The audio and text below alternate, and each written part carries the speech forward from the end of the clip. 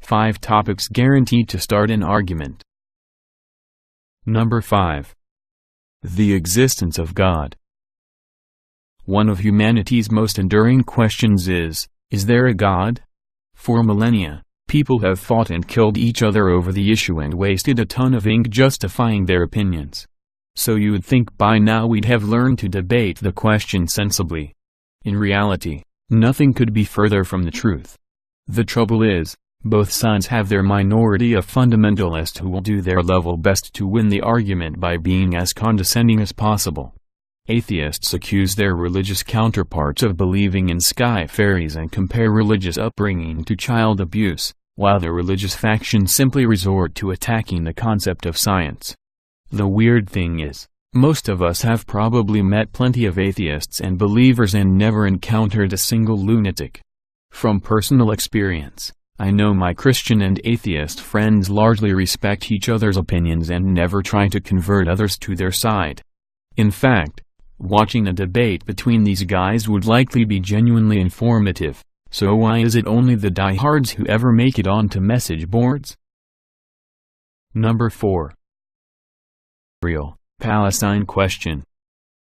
Around the world, there are dozens of contested territories: Northern Ireland, Kashmir, the Falklands, Gibraltar and the Western Sahara, to name a few. Many of them have long, turbulent histories, periodically spill over into violence, and one of them, Kashmir, nearly triggered a nuclear war.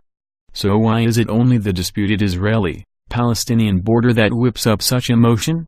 The situation is undoubtedly tense, not helped by such things as rocket attacks on Israel, Israeli airstrikes, the seizure of Palestinian land and the violently anti-Semitic propaganda prevalent in the region. If you have to deal with it on a daily basis, it's only natural you'd form a strong opinion. But what's puzzling is how the entire internet has chosen this specific land dispute to jump onto, and invested it with such emotion that rational argument becomes impossible.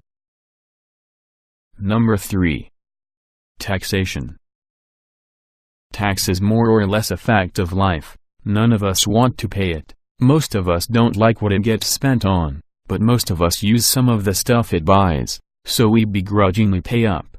If we think about it much beyond that, it's probably because we've either heard about some company refusing to pay a single cent, or some dumb government introducing the ridiculously unfair rate.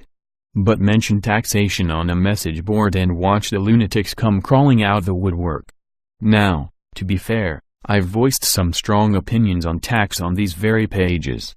So feel free to call me a hypocrite. But I've never argued for a 100% tax rate or literally equated taxation with slavery, which is what you'll hear on any forum devoted to the topic.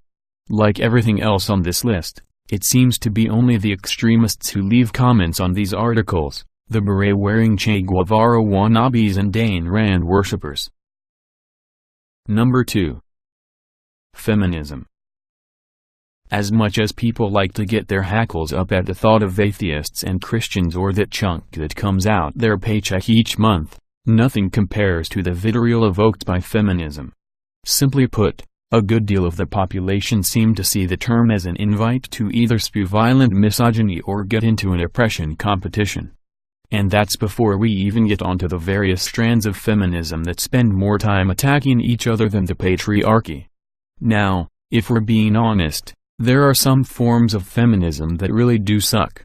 Equally, a lot of serious articles about men's issues often get shouted down under sarcastic calls of "lols, what about temens?" But the sheer hatred feminism seems to stir up is way out of proportion to any of this. After all, the basic concept is something we should all be able to get behind. For example, do you think everyone deserves equal pay for equal work, the freedom to make their own life choices and to live without the threat of violence, no matter what type of genitals they have? Then congratulations, you're a feminist. Number 1. Climate change. Most scientists wish the public would get excited about their chosen field. Mention awe-inspiring concepts like string theory, hawking radiation or gravitons to the man on the street, and he'll probably go out of his way to avoid you. For climate scientists, however, it's a case of be careful what you wish for. Thanks to decades of programs, books and blogs written on the subject, just about everyone now considers themselves an expert. And part of that expertise apparently involves shouting down the other side, bizarrely enough, for the exact same reason. Those who don't believe in it see a vast conspiracy by scientists, liberals and other boogeymen to put us all in Federal Emergency Management Agency prison camps, while those who do see a vast conspiracy involving the Koch brothers and Big Oil to manipulate the sheeple into believing otherwise. It's a perfect storm of paranoia centered around an issue most of us aren't qualified to understand, and, every time someone brings it up, the sparks are sure to fly.